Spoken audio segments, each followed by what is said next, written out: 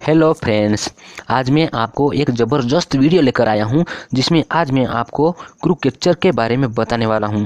जब आपका फ़ोन कहीं पर रख दिया है और वहां पर आप मौजूद नहीं हो तो लॉक किया हुआ फ़ोन कोई बंदा खोलने की कोशिश करेगा। अगर वो बंदा गलत पासवर्ड लगाएगा तो उसकी पिक्चर अपने मोबाइल में सेव हो जाएगी।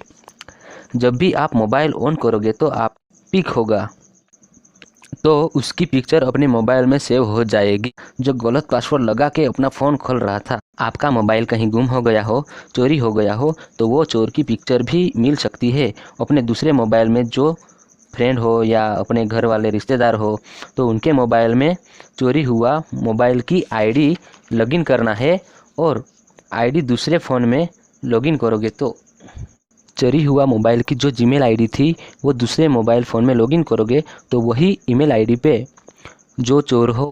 ये वीडियो आपको थोड़ी सी भी नॉलेजेबल हो तो आप ये चैनल को सब्सक्राइब करें, लाइक शेयर और कमेंट भी करें।